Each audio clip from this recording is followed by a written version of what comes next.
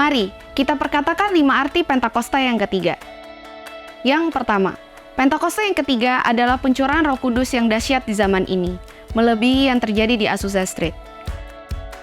Yang kedua, Pentakosta ketiga akan mengakibatkan penuaian jiwa yang terbesar dan terakhir sebelum Tuhan Yesus datang kembali. Yang ketiga, Pentakosta ketiga akan membangkitkan generasi Yeremia, yaitu anak-anak muda yang dipenuhi Roh Kudus, cinta mati-matian terhadap Tuhan Yesus, tidak kompromi terhadap dosa, dan akan bergerak untuk memenangkan jiwa. Yang keempat, Pentakosta ketiga lahir di Indonesia dan bergerak ke bangsa-bangsa.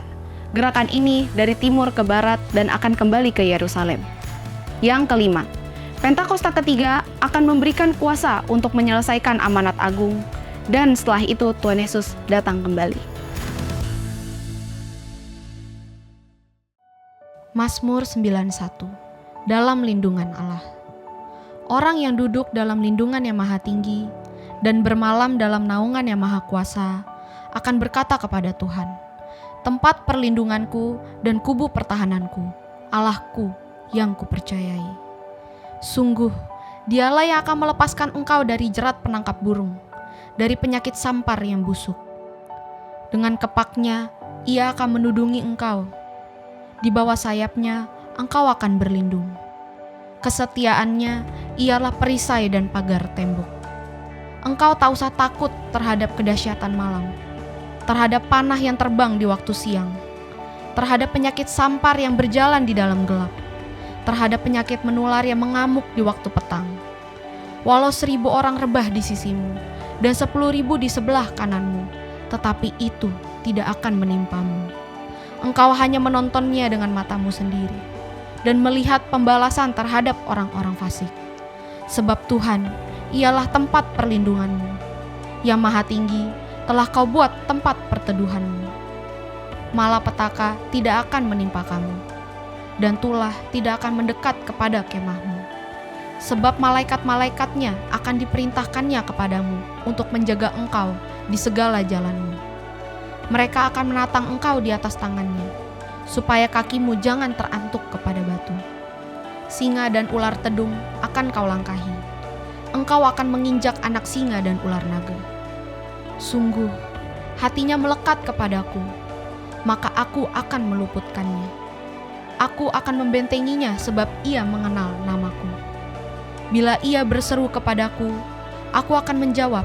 Aku akan menyertai dia dalam kesesakan. Aku akan meluputkannya dan memuliakannya. Dengan panjang umur akan kukenyangkan dia, dan akan kuperlihatkan kepadanya keselamatan daripadaku.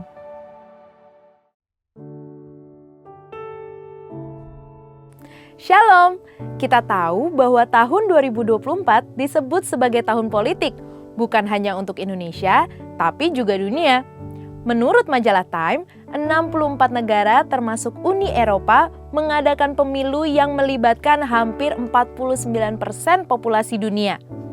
Pemilu ini mencangkup pemilihan pejabat eksekutif seperti presiden, gubernur, serta pejabat legislatif seperti anggota DPR dan Senat.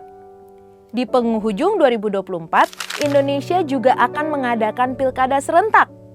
Dalam konteks ini, insan Pentakosta sering bertanya, perlukah kita peduli dengan politik? Jawaban singkatnya, ya. Umat Kristen sepatutnya peduli.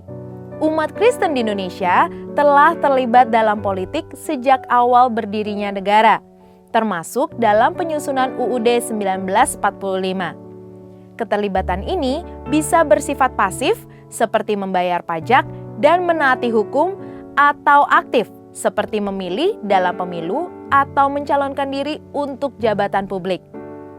Dalam Kejadian 41 ayat 38 sampai 41 dan Yeremia 29, kita melihat pentingnya keterlibatan umat Tuhan dalam politik. Kisah Yusuf yang diangkat sebagai penguasa di Mesir mengajarkan beberapa prinsip penting. Yang pertama, orang percaya bisa membuat perbedaan positif dalam pemerintahan. Yang kedua, karakter saleh tetap penting meski ada tantangan. Yang ketiga, kebijaksanaan dari Tuhan akan terlihat oleh orang lain. Dan yang keempat, Tuhan memberi hikmat dalam strategi pemerintahan dan ekonomi. Anggapan bahwa politik itu kotor justru menjadi alasan bagi umat Kristen untuk masuk dan menggarami dunia tersebut dengan nilai-nilai kebenaran seperti terang dunia. Contoh lain bisa dilihat dari Daniel dan teman-temannya yang memimpin di kerajaan Babel dengan integritas dan hikmat Tuhan. Tuhan juga mengajarkan pentingnya doa bagi negeri kita. Doa ini adalah bentuk kepedulian yang pasif tapi berdampak aktif pada kesejahteraan negara. Mark J. Cartledge dalam bukunya The Holy Spirit and the Public Life mengatakan, Roh Kudus menjadi penting dalam menjalankan peran kita di masyarakat dan dalam menghadapi politik. Sebagai warga negara, keterlibatan dalam politik adalah hak dan tanggung jawab kita. Gereja tidak terlibat dalam politik praktis, tetapi mengajarkan jemaatnya untuk berpartisipasi sebagai warga negara yang bertanggung jawab. Lalu, bagaimana dengan keterlibatan umat Kristen dalam pemilu, termasuk pilkada di Indonesia? Memilih pemimpin bukan hanya soal kapasitas, tetapi juga karakter, kredibilitas, dan integritas. Baik dalam perjanjian lama maupun baru, pemimpin yang dipilih haruslah yang takut akan Tuhan dan memiliki kehidupan yang tidak menjadi sandungan. Pemimpin yang benar akan membuat negara berjalan dengan baik. Negara yang baik dihasilkan dari keputusan yang benar yang dibuat oleh pemimpin yang bekerja sesuai dengan prinsip Alkitabiah. Paulus mengingatkan kita bahwa pemerintahan adalah alat Tuhan untuk mendatangkan kebaikan. Jadi, sebagai warga Kristen di Indonesia, yang perlu kita lakukan adalah yang pertama, peduli pada politik dan pemerintahan bangsa. Yang kedua, menjaga hubungan baik dengan Tuhan agar Roh Kudus memberi hikmat dalam menentukan pilihan. Yang ketiga, memilih dengan bijak, mempelajari calon pemimpin dan partai pengusung mereka. Dan yang keempat, menggunakan hak pilih dengan penuh tanggung jawab, tidak bersikap masa bodoh atau golput. Saudara, mari kita tunjukkan cinta dan tanggung jawab kita sebagai warga negara dengan percaya bahwa Tuhan akan membawa kebaikan dan keadilan bagi Indonesia melalui pemimpin-pemimpin yang terpilih. Sebagai insan Pentakosta, kita diharapkan menjadi contoh dalam mencintai bangsa, karena hal itu mencerminkan kasih kita kepada Tuhan. Seperti yang dikatakan oleh Dr. J. Lemena, umat Kristen harus menjadi teladan dalam kecintaan dan tanggung jawab pada tanah air sebagai cerminan kecintaannya kepada Tuhan. Amin. Saudara, untuk penjelasan lebih lengkap dari tim teologi kami, silakan buka link yang ada di atas atau scan QR Code yang tersedia. Tuhan Yesus memberkati.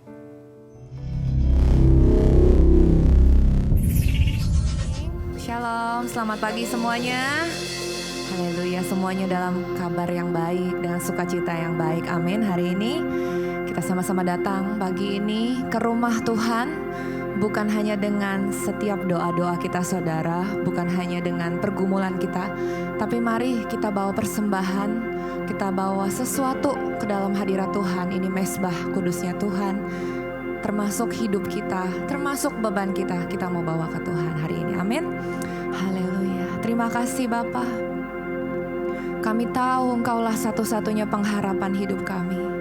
Untuk itu Bapa, biar hari ini setiap kami yang hadir di tempat ini Tuhan mengerti betul isi hati-Mu untuk kami ya Yesus. Kami mau mengandalkan Engkau dalam setiap aspek kehidupan kami. Biar firman-Mu Tuhan yang menerangi setiap langkah-langkah kami, dan hidup kami menjadi berkat buat banyak orang. Untuk itu Roh Kudus mengalir hari ini. Sungguh-sungguh kami ingin Engkau jamah Tuhan. Kami ingin melihat dan mendengar suara-Mu lebih lagi Roh Kudus. Jamah setiap hati kami Tuhan. Kami yang membutuhkan Engkau, kami yang menantikan Engkau, bahkan kami yang merasa jauh daripada-Mu. Sungguh harapan itu ada di dalam Yesus. Terima kasih Tuhan.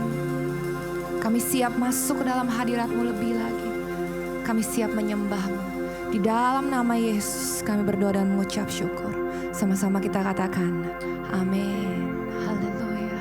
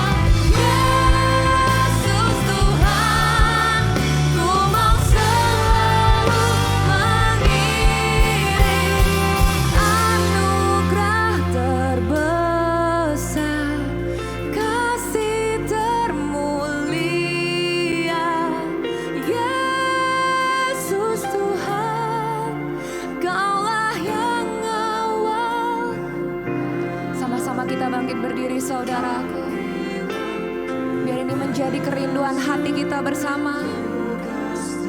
Mulia Yesus Tuhan, ku mau selalu. Sekali lagi katakan, anugerah terbesar, anugerah.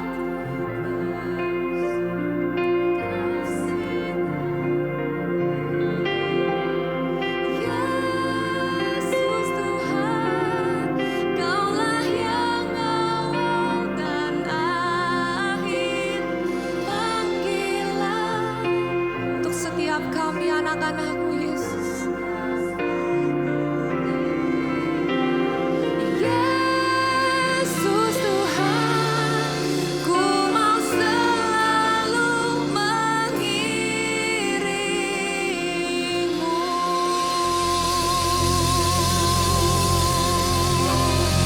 Beri kemuliaan buat Tuhan kita, Raja di atas segala raja. Kami mau mengiring-Mu, Tuhan. Apapun boleh terjadi dalam hidup kami, Bapa, tapi kami mau belajar hari demi hari mengiringi Yesus sampai Engkau memanggil kami pulang dan berkata, masuklah hambaku yang baik dan setia ke dalam kebahagiaan Tuhan-Mu. Sungguh kami rindu, Bapa. Untuk itu kami mau percaya dengan iman kami. Kami mau masuk lebih lagi dalam hadirat-Mu. Kami merayakan kemenangan lepas kemenangan yang Tuhan janjikan lewat firman-Mu. Terima kasih Bapa, terima kasih Roh Kudus. Mari saudaraku yang siap lebih lagi bersemangat di dalam Tuhan, kita katakan amin. Amin. Haleluya. Sekali lagi shalom, house of blessing. Boleh kasih shalommu ke sebelah kanan kiri, katakan kamu diberkati. Haleluya.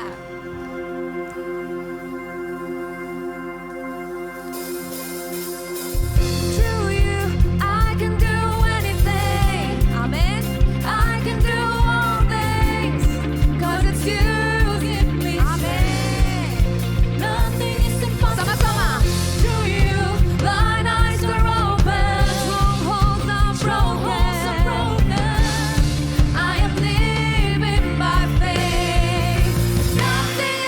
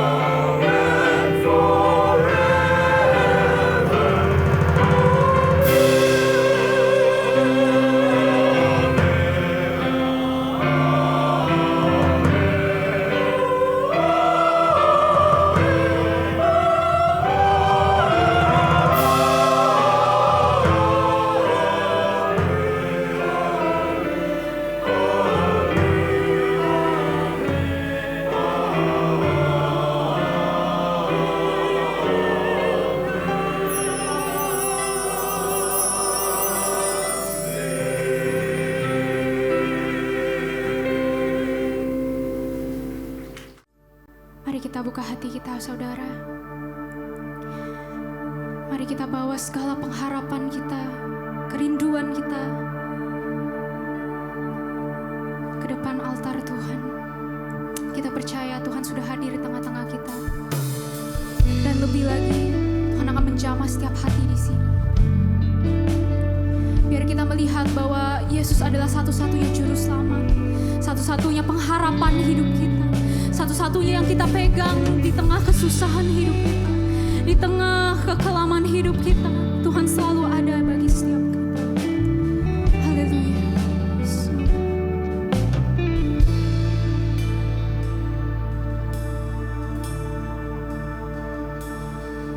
Rindu selalu bersamamu, tinggal di dalam kediaman-Mu, oh Tuhan.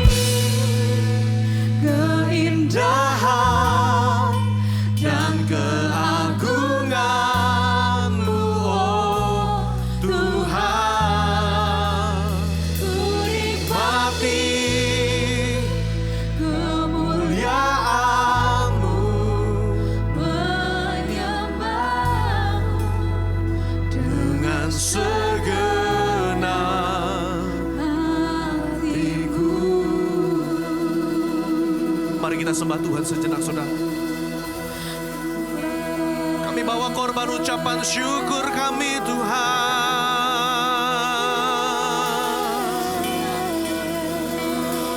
Kami mau menikmati kemuliaan-Mu, Tuhan. Mari Bapak Ibu, mari saudara, kami bawa ucapan syukur kita di hadapan Tuhan. Kita bawa ucapan syukur kita di hadapan Tuhan. Haleluya, haleluya, haleluya. Oh, terima kasih Tuhan. Yara lamayana, yara lamayanamu. Kini yara lamayana, yara lamayana, yara lamase. Yara lamayanamu. Kami bawa ucapan syukur kami, Tuhan, dalam hadirat-Mu, Tuhan. Segala pujian, segala hormat, kemuliaan.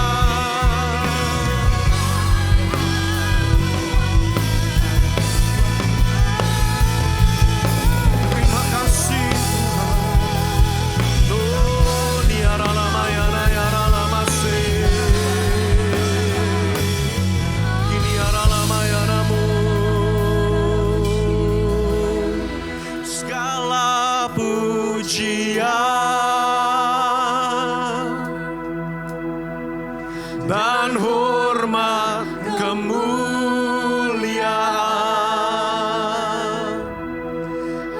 Engkaulah Raja yang berkuasa di bumi, di surga. Segala pujian dan hormat kemuliaan. Ku tinggikan, ku muliakan Raja segala raja. Segala pujian, oh Tuhan, dan hormat kemuliaan. Engkaulah Raja yang berkuasa di bumi, di surga. Segala pujian, hormat kemuliaan.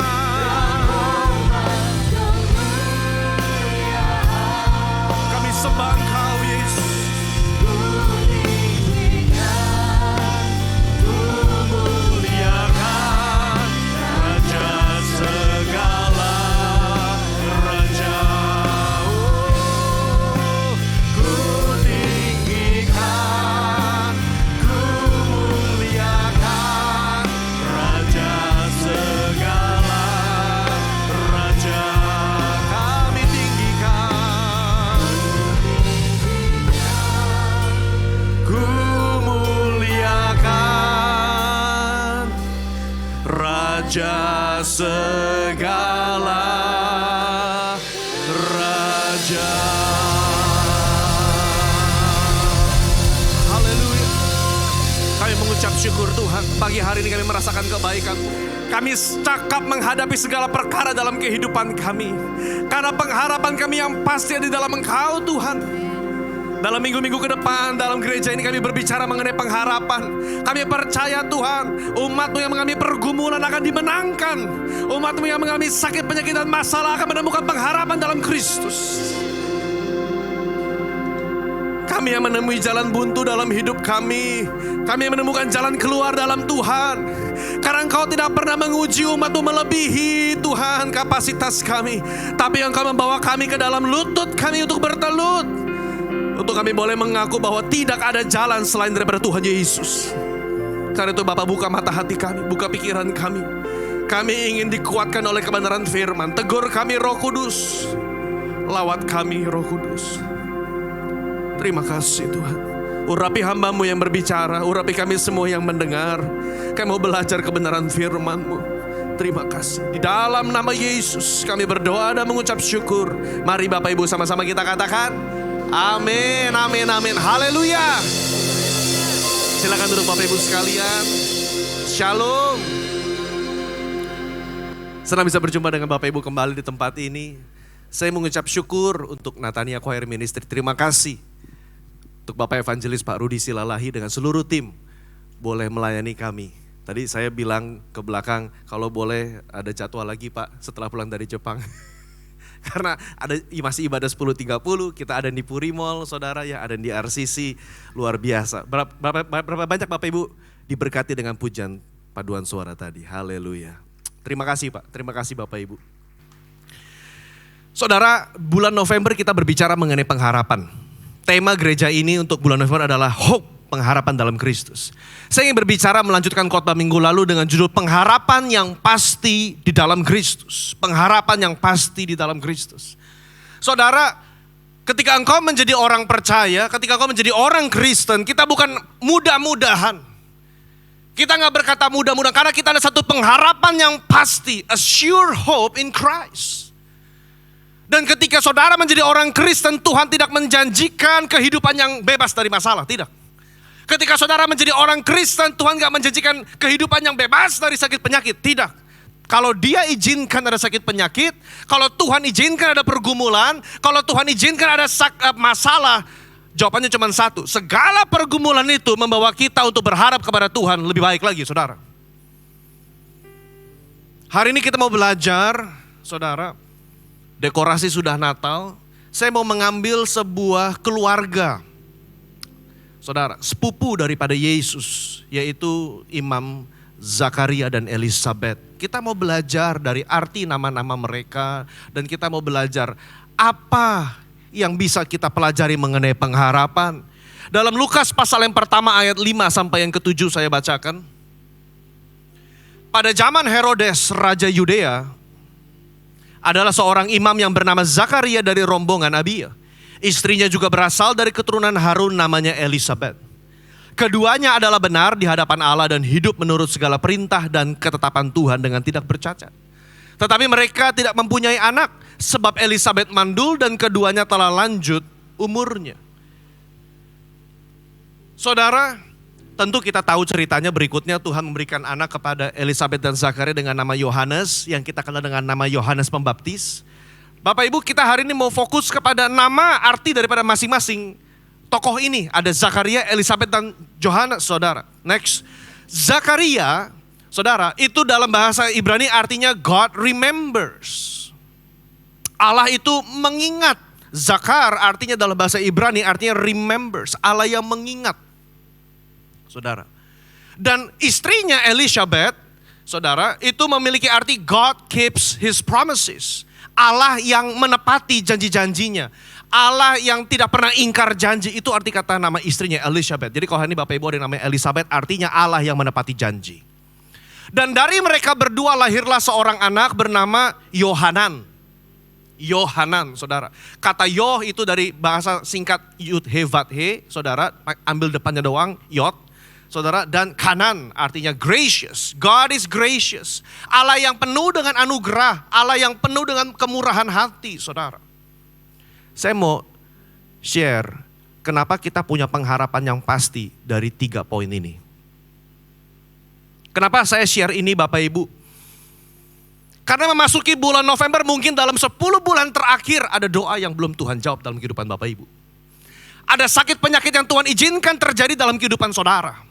Ada musibah, ada kecelakaan mungkin. Atau ada masalah yang Tuhan izinkan lewat mungkin keluarga, pernikahan, saudara menghadapi masalah hukum, hutang piutang, atau apapun itu. Dan saudara memasuki bulan November mungkin saudara berkata, aduh, ini Allah masih ingat saya apa enggak ya? Begitu. Allah masih peduli sama saya apa tidak ya? Saya mau katakan Allah masih mengingat Bapak Ibu dan saya. Coba kita next. Yang pertama, saya mau bicara mengenai Zakaria. God remembers, Allah yang mengingat. Bapak Ibu, kelahiran Yesus itu dinubuatkan ribuan tahun sebelum Yesus ada. Saudara. Dan banyak ayat-ayat dalam perjanjian berbicara mengenai kelahiran Sang Mesias. Saya nanti ambil hanya 4 ayat saja. Tapi banyak sekali ayat-ayat berbicara mengenai kelahiran Sang Mesias. Dalam Yesaya pasal 7 ayat 14. Tuhan sendirilah yang akan memberikan kepadamu satu pertanda. Seorang perempuan muda mengandung, perempuan perawan. Maria kita tahu sekarang. Melahirkan seorang anak laki-laki dan ia akan menamakan dia Immanuel. Saudara. Itu Yesaya mencatat itu, waduh Bapak Ibu, itu ratusan tahun sebelum Yesus betul-betul lahir. Kok bisa ya? Saya kadang-kadang berpikir, gak ada buku seperti Alkitab Bapak Ibu. Karena kalau Bapak Ibu cross reference nubuatan ribuan tahun lalu dengan penggenapan dalam perjanjian baru, kemungkinan itu Alkitab itu bisa tergenapi. Waduh Bapak Ibu, lebih gampang kita percaya Alkitab itu buatan Tuhan dibanding kita percaya kita lahir dari monyet Bapak Ibu. Lebih mudah untuk kita percaya, kenapa? Karena dibuktikan bukan hanya untuk orang Kristen. Oleh pakar-pakar sejarawan yang notabene mereka adalah ateis, agnostik saudara. Yang gak percaya Tuhan, mereka tetap membuktikan ini hubungannya sama ini digenapi di sini. Dan berbagai macam kitab dikumpulkan dari 4 benua, 40 penulis kitab, kok bisa jadi satu ya? Kok bisa cocok satu sama yang lain saudara? Bahkan dalam kitab Hosea pasal 11 dikatakan ketika Israel masih muda, kukasihi dia. Dan dari Mesir, kupanggil anakku itu. Bapak Ibu, dikatakan dalam nubuatan, kupanggil anakku yang kukasihi keluar dari Mesir. Itu digenapi ketika Yesus. Dia ketika baru lahir, Yusuf sama Maria harus keluar ke Mesir. Kenapa? Karena mau dibunuh, saudara. Sampai Raja Herodes mati, lalu ketika Yusuf tahu Herodes mati, baru mereka balik kembali. Itu menggenapi kitab Hosea. Coba next. Mika pasal 5 ayat yang kedua. Tetapi engkau, hai Bethlehem Efrata yang terkecil dari antara kaum-kaum Yehuda, daripadamu akan bangkit bagiku seorang yang memerintah Israel, yang permulaannya sudah ada sejak zaman purbakala. Bapak Ibu tolong highlight, yang permulaannya sudah ada sejak zaman purbakala. Karena di luar sana ada pengajaran yang menentang keilahian Kristus. Yang berkata bahwa Yesus itu bukan Tuhan. Yesus dijadikan Tuhan karena dia taat kepada Bapaknya. Baru dia jadi Tuhan di situ. Saya gak setuju. Saudara, hati-hati ketika kita dengar Bible study atau dengar khotbah-khotbah di YouTube Bapak Ibu. Yang mengecilkan keilahian Kristus. Tidak, Yesus sudah ilahi sejak awalnya, katakan amin. Yesus adalah bagian daripada Allah Tritunggal. Dari purbakala dia sudah ada. Maliaki 3 ayat yang pertama. Lihat, aku menyuruh utusanku supaya ia mempersiapkan jalan di hadapanku. Dengan mendadak Tuhan yang kamu cari itu akan masuk ke dalam baitnya. Saudara, Bapak Ibu, perhatikan Maliaki pasal 3 ayat yang pertama. Aku menyuruh utusanku supaya ia mempersiapkan jalan di hadapanku. Saudara, ayat ini digenapi dalam keluarga Zakaria sama Elizabeth. Karena Yohanes, panggilan Yohanes is to prepare the way for the King of Glory to come. Panggilan Yohanes Pembaptis, aku adalah suara di padang gurun yang berseru-seru, persiapkan jalan bagi Kristus. Nah Bapak Ibu, saya mau cerita begini, kenapa saya bacakan ayat-ayat nubuatan ini? Karena ayat-ayat ini tertulis ratusan tahun sebelum itu digenapi. Next. Mungkin saudara berpikir, Pak, saya dulu dapat nubuatan loh Pak, saya didoain orang loh Pak, saya dapat janji Tuhan. Kenapa ya sampai sekarang kok belum terkejadian juga nubuatan itu? Kenapa sampai sekarang janji Tuhan belum digenapi juga? Saya mau katakan tetap nantikan Tuhan Bapak Ibu. Karena kadang-kadang Tuhan izinkan ada waktu penantian. Ketika dia memberikan janji, saudara, ada waktu penantian. Ketika dia memberikan nubuatan kepada hidup Bapak Ibu, ada waktu penantian. Ketika saudara berdoa, Tuhan saya berdoa buat keluarga saya dipulihkan. Tuhan saya berdoa buat pernikahan saya direstorasi. Tuhan saya berdoa menghadapi masalah hukum ini, menghadapi masalah hutang piutang ini, menghadapi masalah macam-macam.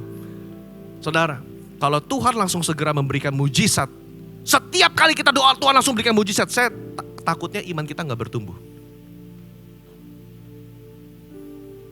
Saya mau katakan justru Tuhan memberikan waktu penantian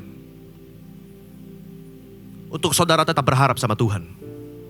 Masuk bulan November, Apakah ada janji Tuhan yang belum digenapi dalam hidup saudara? Tetap nantikan Tuhan.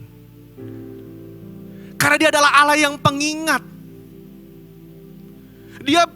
Kenapa Yohanes lahir di keluarga yang bapaknya namanya Zakaria? Karena Tuhan mau kasih tahu bangsa Israel, I remember you. Saya ingat kamu. Bapak Ibu, bangsa Israel tuh dijajah tuh udah banyak raja-raja. Dari Mesir, dari awal keluar dari Mesir. Saudara. Masuk zaman hakim-hakim. Waduh, itu hakim-hakim Bapak Ibu itu menindas bangsa-bangsa Filistin, bangsa Midian. Saudara, menindas, makanya Tuhan bangkitkan hakim-hakim membela Israel. Zaman Daniel dijajah, pindah ke Babilonia. Saudara, digusur, hancur bait suci. Saudara, zaman kerajaan Asyur hancur. Zaman kerajaan Persia dia hancur. Zaman Alexander the Great hancur, saudara. Terakhir ketika Yesus lahir, Israel sedang dijajah oleh bangsa Romawi. Itu udah berapa bangsa tuh? Lebih dari 5. Jadi tidak heran orang Israel tuh pupus pengharapan. Karena Tuhan bener gak sini? Bener gak Tuhan akan kasih Mesias ini? Tuhan bilang, I remember. Seringkali kita merasa Tuhan tuh lupa ya sama kita ya. Saya mau katakan bahwa Tuhan tidak pernah melupakan saudara. Sekalipun kita merasa Tuhan melupakan kita, tidak. Karena saudara adalah biji matanya Tuhan. Saudara adalah biji matanya Tuhan. Karena itu ketika Yohanes Pembaptis lahir dari Zakaria, lebih daripada mujizat mandulnya itu, poinnya bukan itu. Tapi Tuhan mau kasih tahu, aku ingat kepada kamu hai Israel, sebuah bangsa yang kecil, yang tidak ada apa-apanya. Pemilihanku kepadamu Israel semata-mata karena anugerah dan kasih karunia. Bapak Ibu, kalau hari ini engkau diberkati Tuhan, hari ini engkau dibawa naik dalam status, dalam ekonomi dan sosialmu. Saya mau katakan bukan karena saudara Tuhan bawa naik, semata-mata karena anugerah Tuhan dalam hidupmu. Karena Tuhan mengingat perjanjiannya dengan saudara.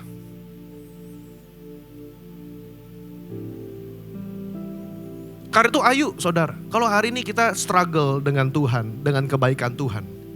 Kalau hari ini engkau merasa bahwa Allah melupakan saudara, biarlah poin pertama khotbah ini membuat kita semangat kembali dan punya iman. Allah sekali-kali tidak akan melupakan saudara. Amin Bapak Ibu. Yang kedua, kenapa kita punya pengharapan yang pasti dalam Kristus? Yang pertama tadi karena Allah. Dia Allah yang pengingat. Yang kedua, bukan hanya mengingat, tapi dia Allah yang tidak pernah ingkar janji. Kita baca firman-Nya, pada satu kali waktu tiba giliran rombongannya, Zakaria melakukan tugas keimaman di hadapan Tuhan. Ketika diundi, sebagaimana lazimnya untuk menentukan imam yang bertugas, dia yang ditunjuk untuk masuk ke dalam bait suci dan membakar ukupan di situ. Lanjut. Sementara itu seluruh umat berkumpul di luar dan sembayang. Waktu itu adalah waktu pembakaran ukupan. Maka tampaklah kepada Zakaria seorang malaikat Tuhan berdiri di sebelah kanan mezbah pembakaran ukupan. Melihat hal itu ia terkejut dan menjadi takut. Tetapi malaikat itu berkata kepadanya, jangan takut hai Zakaria, sebab doamu telah dikabulkan. Dan Elisabet istrimu akan melahirkan seorang anak laki-laki bagimu. Dan haruslah engkau menamai dia Yohanes. Saya tambahkan dalam tanda kutip. Apa arti kata Yohanes? Yohanan, God is gracious. Allah yang penuh dengan anugerah. Allah yang memberikan anugerah. Saudara, saat itu ada lebih. Ini ada beberapa komentar sedikit berbeda angkanya. Ada yang bilang lebih dari 20.000, ada yang lebih dari 10.000. Saudara, 20.000 imam. Dan untuk membakar ukupan itu gak bisa sembarangan, diundi. Jadi Bapak Ibu bisa bayangkan ya, gak usah 20.000 deh, 2.000 orang. 2.000 orang diutus untuk membakar ukupan. Seumur hidup paling belum tentu dapat satu kali kesempatan. Saudara. Jadi itu diundi. Sebagaimana lazimnya. Untuk bisa masuk ke dalam bait. Melakukan tugas yang mulia, membakar ukupan pagi, ukupan petang. Udah tugasnya Zakaria itu. Dia masuk ke dalam ruang. Saudara. Dia bakar ukupan pagi dan petang.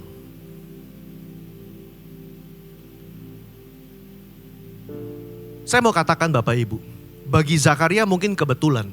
Ih, kok bisa saya yang pasti tunjuk ada malaikat turun? Saya mau katakan bukan kebetulan. Saya suka salah satu kutipan daripada, saya baca ini waktu saya beli kartu Natal yang dari perusahaan Hallmark. Saudara tahu ya perusahaan Hallmark yang bikin kartu ucapan. Di belakang tuh ada quote, saya gak pernah lupa quote itu. Coincidence is God's way to remain anonymous. Bagus sekali. Coincidence is God's way to remain anonymous. Kebetulan adalah cara Tuhan untuk dia tetap anonim. Maksudnya apa? Yang manusia bilang kebetulan sebetulnya adalah karya Tuhan di balik layar Bapak Ibu. Kita bilangnya kebetulan. Aduh Pak, kebetulan Pak saya kepilih. Aduh kebetulan pas ketemu dia. Aduh Pak kebetulan. Saya mau katakan itu bukan kebetulan. Tapi Tuhan yang mengatur di belakang layar Bapak Ibu. Amin. Siapa yang bisa keluar undi kok ya pas bisa nama Zakaria? Kok ya pas bisa sebelum Tuhan Yesus lahir harus ada utusan yang lahir bernama Yohanes. Dan itu lahir dari keluarga yang mandul dan lanjut usia. Lahir dari keluarga Imam Zakaria dan Elisabeth. Padahal ada ribuan imam yang lain yang menanti undian. Kenapa dia? Saya mau katakan karena Tuhan selalu menepati janjinya. Jadi Bapak Ibu jangan patah semangat.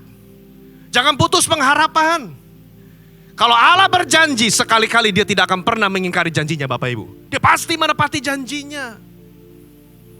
Sayangnya bagi Zakaria, dia nggak percaya. Padahal coba lihat slide sebelumnya. Dikatakan Zakaria, doamu telah dikabulkan. Tadi awal kita baca Zakaria dan istri telah lanjut usianya. Saya nggak tahu berapa tahun Zakaria menantikan anak. Karena zaman dulu orang menikah usia belasan tahun. Dan ini dikatakan telah lanjut usia. Mungkin 60 tahun mereka berdoa. Mungkin 50 tahun mereka berdoa. Mungkin 40 tahun mereka berdoa. Saya mau katakan saudara, di mata Tuhan bukan soal timingnya. Saudara, bukan soal lamanya. Tuhan mengajarkan kita untuk tetap berharap sama Tuhan Yesus, saudara. Ya. Hari ini adakah saudara yang mulai kehilangan pengharapan dalam Tuhan? Jangan.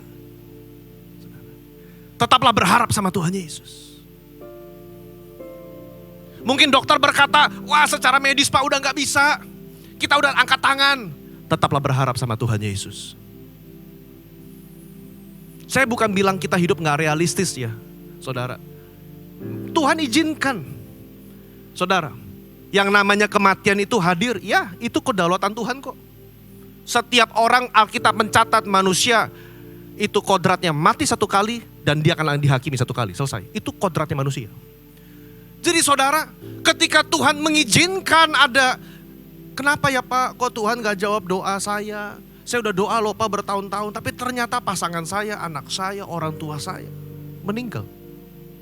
Saya mau bilang Pak, kita paling bisa mengundur beberapa bulan, beberapa tahun. Tapi satu saat tubuh daging kita pun akan mati juga.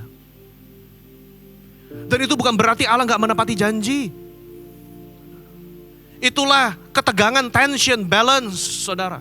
Antara kita punya iman sama Tuhan dan kita mengerti bahwa dia adalah Allah yang sovereign, Allah yang berdaulat. Bapak Ibu. Tapi bagi Zakaria sama Elisabeth, Tuhan hendak menunjukkan satu yang luar biasa.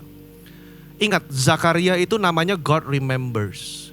Elisabeth artinya apa? Allah yang menepati janji. God who keeps his promises.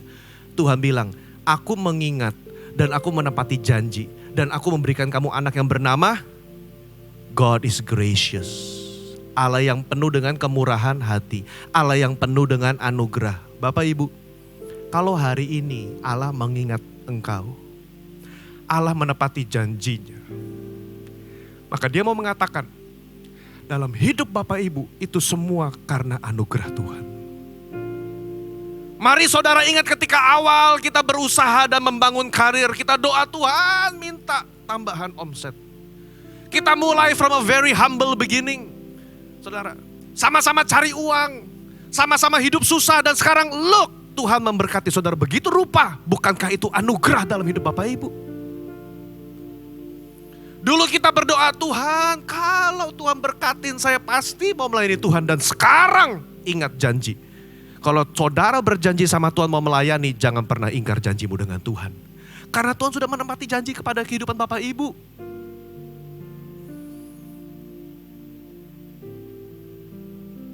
Dia Allah yang gak pernah ingkar janji. Kenapa? Next. Kenapa Pak bisa yakin bahwa dia adalah Allah yang selalu menepati janji? Next. Karena pengharapan kita didasarkan ada dua kepastian ayat. Dua kepastian ayat, saudara. Dalam Bilangan pasal 23 19 kita baca bersama, ini ayatnya bagus. 1, 2, 3. Allah bukanlah manusia sehingga ia berdusta. Bukan anak manusia sehingga ia menyesal. Masakan ia berfirman dan tidak melakukannya, atau berbicara dan tidak menepatinya? Bilangan 23 19. Allah bukan manusia sehingga ia berdusta. Saya suka katakan begini.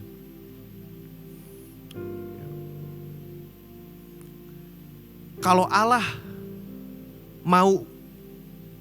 kalau ditulis Allah tidak mau berdusta, maka sebetulnya dia secara kapasitas dia mampu berdusta. Tapi dia pemilih gak mau. Tapi itu yang ditulis, itu yang bukan yang ditulis oleh Alkitab. Alkitab berkata, he cannot lie. Dia tidak bisa berdusta, bukannya gak mau. Kalau orang gak mau arti Bapak Ibu, dia bisa tapi gak mau. Ini tidak bisa berarti apa? Pengharapan kita dalam Tuhan itu adalah ya dan amin. Sekali Tuhan kasih janji dalam hidupmu, saudara pegang baik-baik itu janji. Karena di mata Tuhan 1 hari adalah 1000 tahun. Jadi kalaupun saudara menantikan janji Tuhan 30 tahun untuk suamimu bertobat. 40 tahun kau berdoa supaya keluargamu diselamatkan Tuhan. Tetap pegang janji itu. Karena pasti Tuhan akan menggenapi janjinya. Amin. Pegang. You know one thing I like about Christmas. Satu hal yang saya suka dalam nuansa Natal. Bukan shoppingnya Bapak Ibu.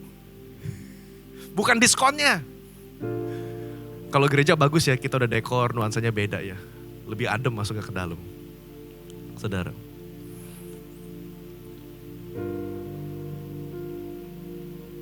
Christmas, Natal, itu bicara soal Allah yang menggenapi janji.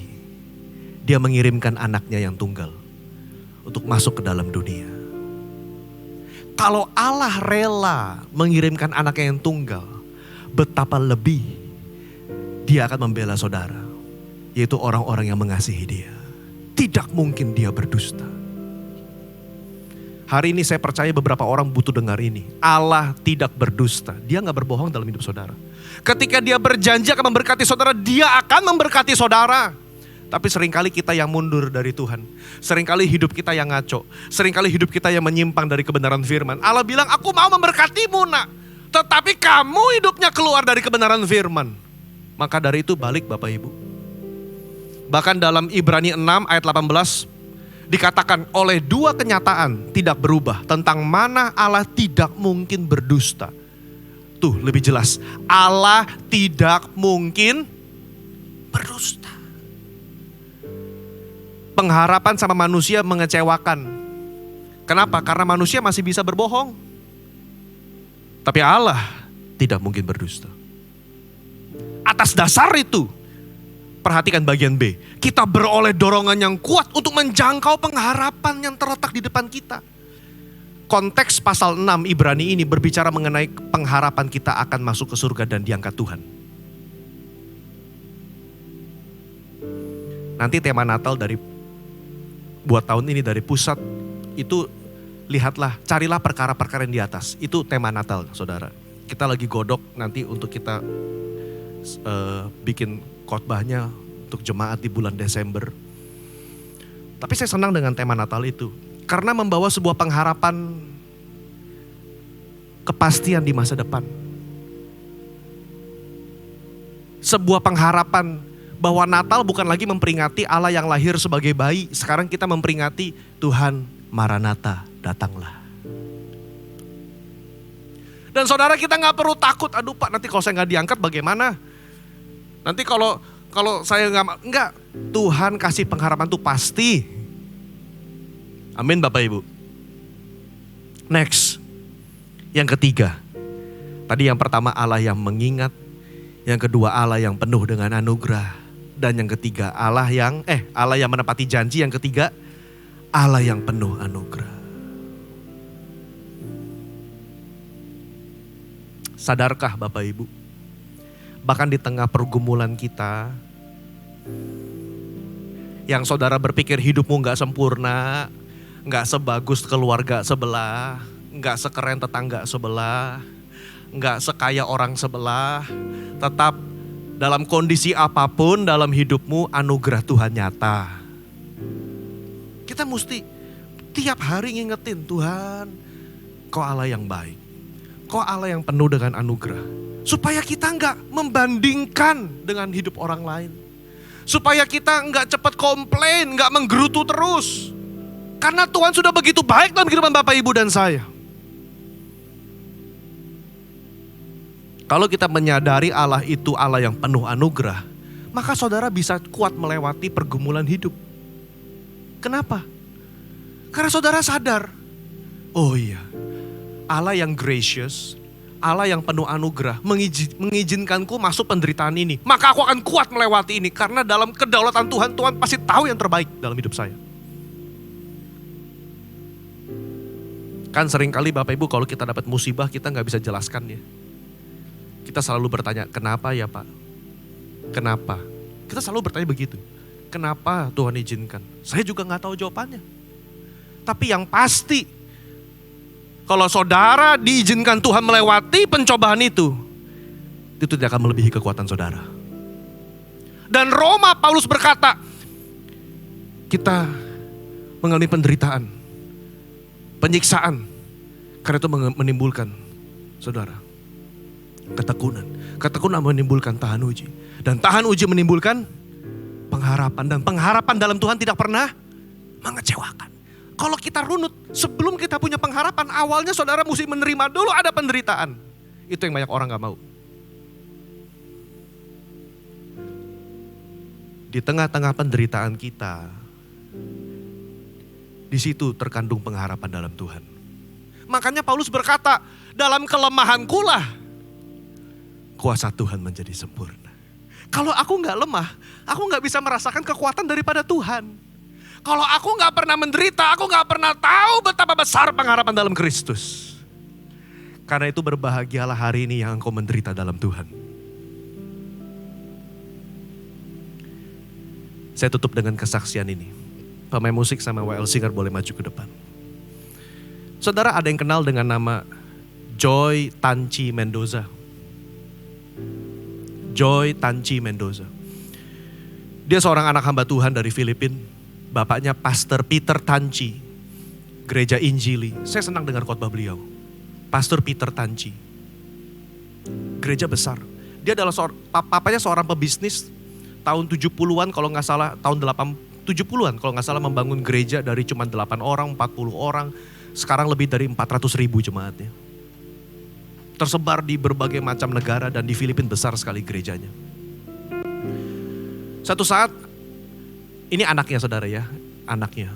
Joy usia 15 tahun minta izin sama papanya. Pak, saya mau main ke rumah teman saya. Papanya waktu itu lagi mau ke Makati, pimpin studi Alkitab, PA gitu, pendalaman Alkitab. Dia bilang, udah ajak teman-teman kamu nginep di rumah kita aja. Ya sudah.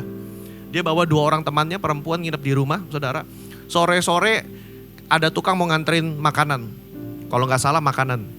Begitu pintu dibuka, ada 10 orang penculik masuk langsung ke dalam rumah. Sopir disekap, pembantu disekap, semua rumah disekap saudara. Ya diikat, 10 orang bawa senjata tajam. Sisa Joy dengan 2 orang perempuan, umur 15 tahun. Joy saat itu diperkosa 7 orang laki-laki. Di kamarnya sendiri. Temannya satu dibawa ke lantai 2, diperkosa oleh 4 orang laki-laki. Temannya yang ketiga dibawa ke basement, diperkosa oleh 1 orang laki-laki. Mereka gak bisa teriak karena kalau teriak dia akan bunuh. Umur 15 tahun. Nah, tiba-tiba ada suara bel. Salah satu orang tua daripada anak teman yang nginep itu mau nganterin makanan. Tapi pencuri udah bilang, kalau kamu ngomong, tak bunuh temenmu. Wah, Joy disuruh buka pintu tapi gak boleh ngomong. Saudara, dia cuma kasih kode, bisik-bisik, ada penculik, ada penculik. Ya pokoknya orang tuanya kayak ngerti kodenya saudara, dia langsung pulang, dia panggil polisi. Saudara. Jadi dalam waktu 1 jam polisi datang ngepung. Mereka kabur dari pintu belakang, akhirnya ketangkap segala macam. Tapi nasi sudah jadi bubur, saudara. Setiap orang tua ditelepon, papanya baru pulang dari pendalaman Alkitab. Telepon, temannya bilang, you have to come meet your daughter. Kamu harus ketemu sama anak perempuanmu. Kenapa? Ya kamu ketemu aja deh. Waktu ketemu sama orang tuanya, Joy meluk dan menangis. Aku diperkosa, Pak. Mamanya teriak nangis. Dan mereka berkata, kenapa Tuhan izinkan ini terjadi? Kita hamba Tuhan. Kita melayani. Kenapa Tuhan izinkan ini terjadi dalam keluarga saya? Ya.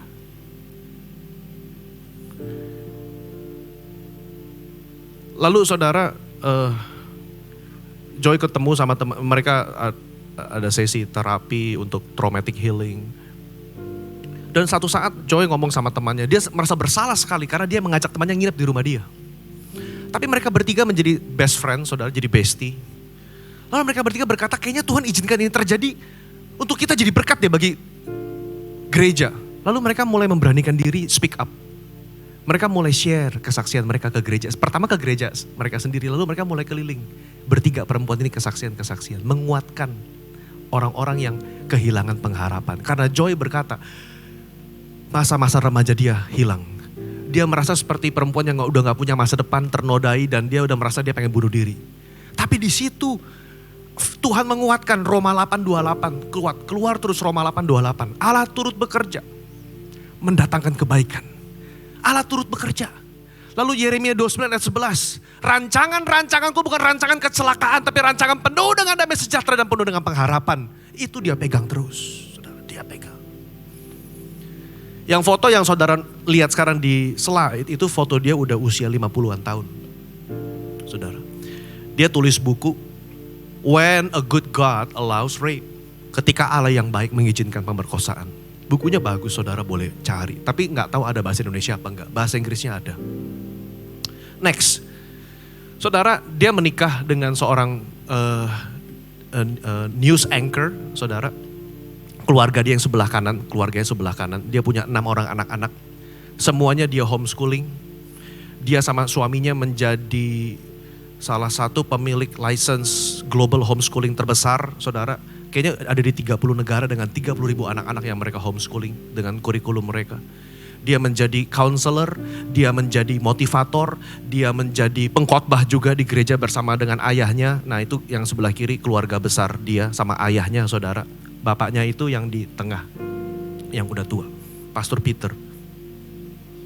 Nah Bapak Ibu, waktu saya baca ini, betul bahwa Tuhan yang kita sembah adalah Tuhan yang memberikan pengharapan sekalipun di tengah-tengah musibah. Joy menulis, waktu saya kehilangan pengharapan dan saya mau depresi, saya mau bunuh diri, ada ayat firman yang kuat bekerja bahwa Allah mendatangkan kebaikan. Jadi saudara, ketika kita berbicara bulan ini pengharapan yang pasti dalam Kristus, itu bukan sebuah kehidupan yang happily ever after kayak lagu Disney, bukan. Itu sebuah pengharapan di tengah-tengah penderitaan. Sebuah pengharapan di tengah-tengah musibah yang saudara dan saya alami dalam hidup kita. Kalau Joy bisa bangkit, kalau Joy saudara bisa pulih dari masa lalunya, maka saudara pun bisa pulih. Karena itu Bapak Ibu jangan menyerah dalam tantangan kehidupan. Pulang dari tempat ini kalau saudara masih punya pergumulan, ada masalah. Aduh Tuhan udah 2 tahun, udah 3 tahun ini masih larut dalam masalah, gak selesai kok, kayak gak ada jalan terang. Saya mau katakan tetap berharap sama Tuhan Yesus. Saudara pasti bisa. Bukan karena kita, tapi Kristus yang memberikan kekuatan dalam hidup saudara dan saya. Amin Bapak Ibu. Itu khotbah saya hari ini. Kenapa kita punya pengharapan yang pasti dalam Kristus? Karena yang pertama, dia adalah Allah yang mengingat. Yang kedua, dia adalah Allah yang menepati janji. Dan yang ketiga, dia Allah yang memberikan anugerah dalam hidup Bapak Ibu dan saya. Mari kita bangkit berdiri. Haleluya.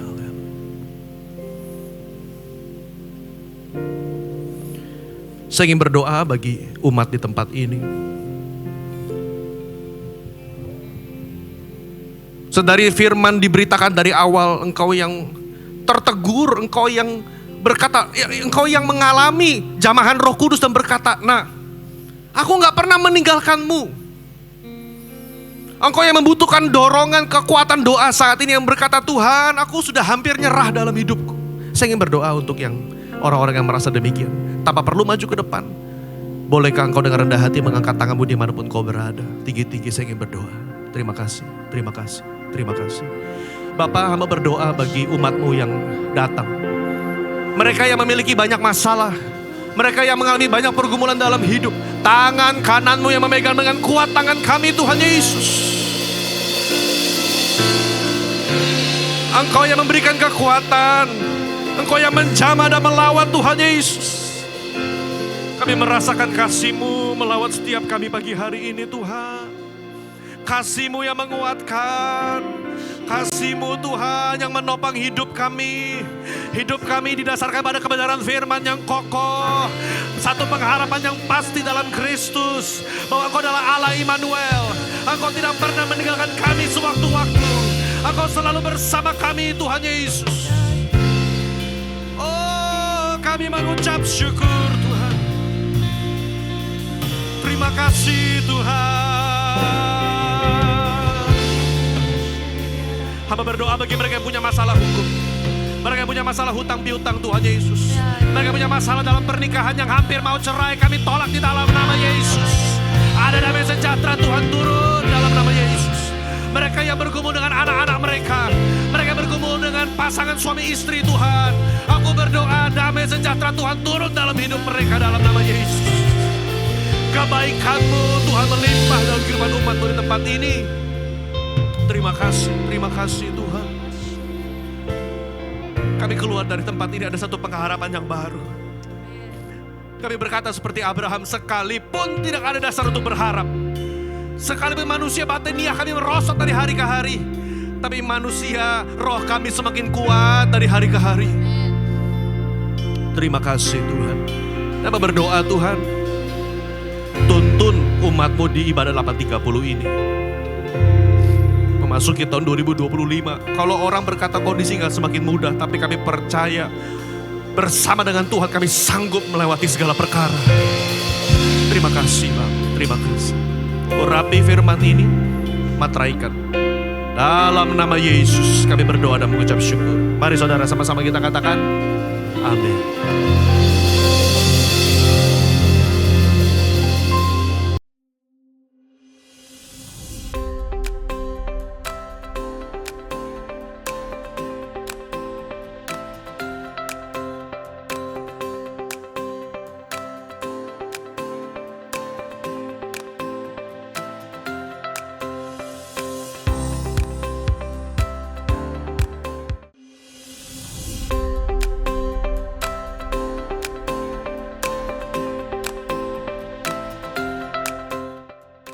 Hai Church, berikut adalah pengumuman GBI Puri Indah untuk minggu ini. Intergen Woman GBI Puri Indah, boleh kasih tepuk tangan sekali lagi dong. Alkitab mencatat wanita itu Tuhan memakai sebagai pelayan-pelayan Tuhan. Maka di tempat ini jangan sok jual mahal ya. Kalau engkau hanya sekedar cantik, engkau kaya, engkau hebat, tapi engkau tidak mau melayani, gak bisa. Karena Tuhan mencari wanita-wanita yang mau melayani di akhir zaman ini. Saya selalu percaya bahwa wanita yang kuat itu adalah bukan seorang wanita yang sempurna. Karena tidak ada manusia yang sempurna. Tapi wanita yang bisa bersandar kepada Tuhan karena dialah yang maha sempurna. Dan ketika kita, wanita bisa memenuhi panggilan hidup kita, maka percayalah kita akan bisa menjadi berkat bukan hanya mengubah keluarga kita, tapi mengubah orang-orang dan dunia sekitar kita. Bisa nggak wanita itu dominan? Bisa, tapi begitu di rumah dominannya kita lepas dulu, karena ada suami kita gitu. Nah yang kedua, sukses pekerjaan baik yang Tuhan siapkan adalah berfungsi di gereja. Baru yang ketiga, lakukan itu dengan cara Tuhan. Karena kita adalah ciptaan yang baru. Jadi pria dan wanita di mata Tuhan sama. Dan saya rasa hari ini sejarah mencatat dimulai dari tempat ini ada 700 wanita yang seperti itu.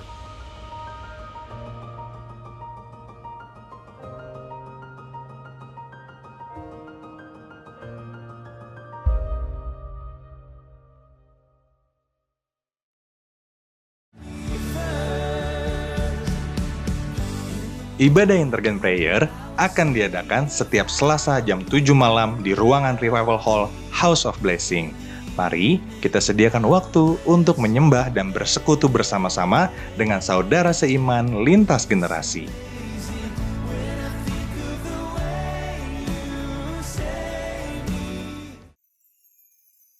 Kami mengundang wanita-wanita Tuhan untuk beribadah bersama dalam Women in Christ yang diadakan setiap Kamis jam 10 pagi di Puri Indah Mall, basement G4, zona merah. Mari bersama-sama mendekatkan diri kepada Tuhan. Shalom para wanita yang dikasihi Tuhan, khusus untuk kaum wanita ya, kita akan mengadakan ibadah Natal Intergen Women Christmas pada tanggal 8 Desember. Ingat itu hari Minggu ya, jam 17 sampai dengan selesai di gedung House of Blessing. Dengan satu tema Glorify Thy Name, dikemas dalam bentuk kisah perjalanan Ratu Esther, dalam bentuk drama musikal dan juga ada talk show-nya. Saya mengajak para kaum wanita untuk bisa hadir di dalam ibadah Natal bersama ini yang pasti akan memberkati kita semuanya. Untuk itu disediakan tiket yang akan diberikan secara gratis yang harus para kaum wanita ambil untuk menentukan kapasitas tempat duduk dan juga konsumsi yang akan disediakan. Sampai jumpa di Intergen Women Christmas 8 Desember 2024. God bless you.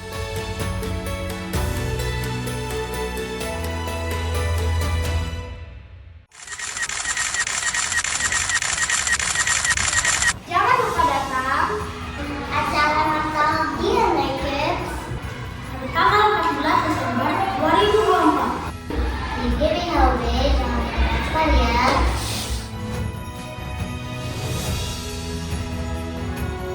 Halo parents DNA Kids, Puri, HOB, dan RCC.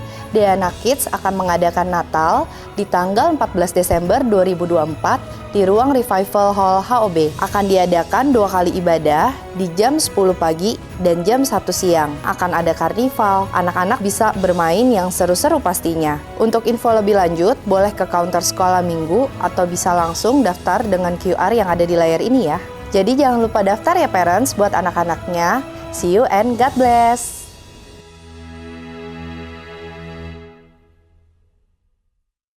Christmas is coming! Kami sangat antusias untuk merayakannya bersama dengan Anda. Mulai dari DNA Kids, DNA Com, DNA Pathway, Intergen Women Christmas, dan juga Natal di Kristal. Jangan lupa, di tanggal 24 Desember kita juga ada Christmas Eve loh, dan juga 25 Desember Christmas Celebration. Pastikan saudara hadir, daftarkan diri Anda segera.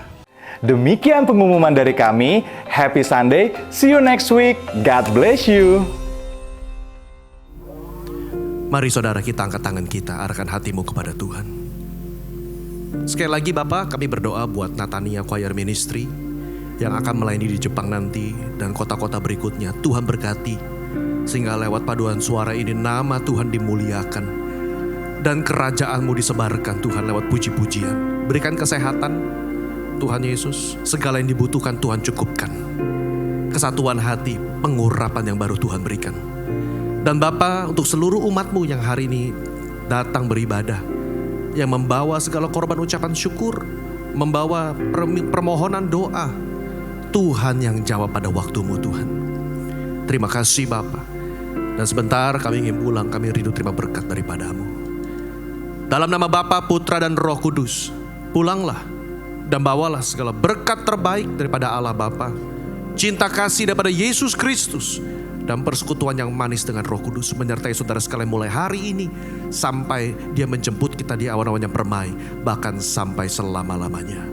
Mari segenap umat Tuhan telah diberkati. Sama-sama kita katakan amin. Selamat hari Minggu Bapak Ibu. Tuhan Yesus memberkati.